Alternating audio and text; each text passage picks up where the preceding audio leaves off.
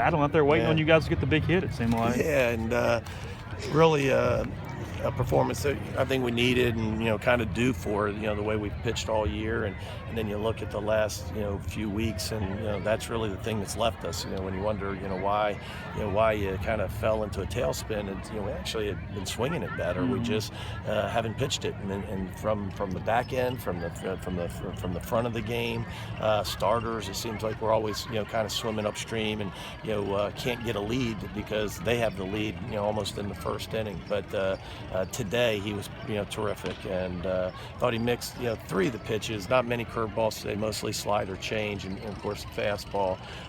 But he was really good. And one big inning where he comes and gets a couple big strikeouts in the middle of Shoemake and Davis. I thought that was probably the biggest turning point of the game.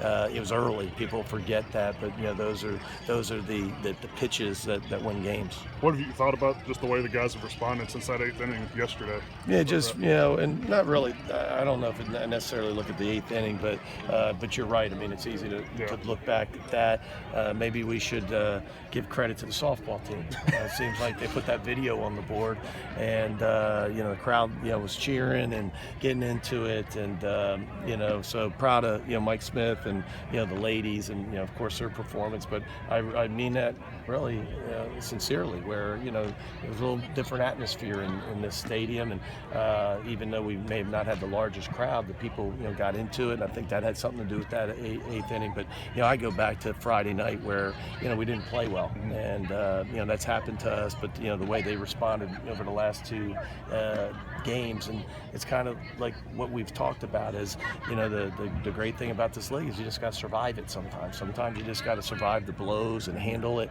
be tough enough to just keep pushing forward, and and if you're good enough and you compete, then the game's going to even out, and you're gonna have some good things happen to you. And so proud of the guys for hanging in there. Do you think this weekend was a reflection of how important Ryan is to the lineup? He had 3 hits today, but I'm really talking about more in terms of energy. No doubt, and today was a big day for him, and he certainly can play defense. Made a great play. I guess it was yesterday against the wall, and he brings a lot. So we don't like to talk about what ifs, but it would have been nice to have him in Gainesville. And anytime he's not in the lineup, I think we're a different team. Approach has stayed really good despite all the chances, to go through those innings. Yeah. And how do you get frustrated? And it was one of those weekends where even though we swung it well and we scored, and it's hard to be critical, we weren't great with runners in scoring position today.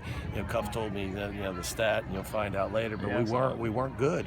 But we kept the pressure on, and in doing so, you're able to get to the bullpen, you're able to change some people, and I think that helped us. To get the starters out of the game.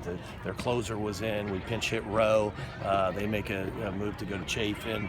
Doing that, and that only happens because you're having quality at bats, and you're putting some pressure on the other team. So even though maybe we didn't score a ton of runs and we weren't as productive or as efficient as we want to be, I thought the approach was great, and none better than Golson. I mean, what a great day he had today, and hitting the ball to we wanted to stay in the middle of the field with that slider from Kolick and be able to hit the ball right center, and he was like it was drawn up that way, and he just really executed. Was Rowe scratched today?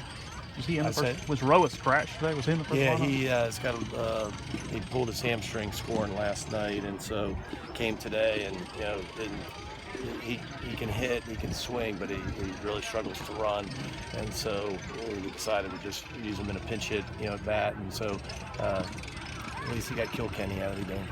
You just monitor that tomorrow? Yeah, I mean, there's not much you can do. They'll rehab it and keep them going, and the proverbial football day to day.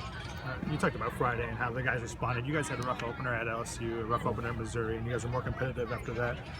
So what's kind of been the key to responding after those? I just, one thing, I wish I knew the answer, because certainly we would, sprinkle it on the team before Friday's game. But, I think one of the things is, the leadership, and, guys like Bortles, and talked about it before the game with the team, guys, even, Sean Johnson, and guys in the dugout, and stuff that you guys don't see, but just, the things and the positive energy and the positive comments that are coming out of those guys and other guys like Golson and guys walking through the dugout. I think when you have so many young guys, when the young guys look around when things get tough, how do the older guys that have been through this, how do they respond?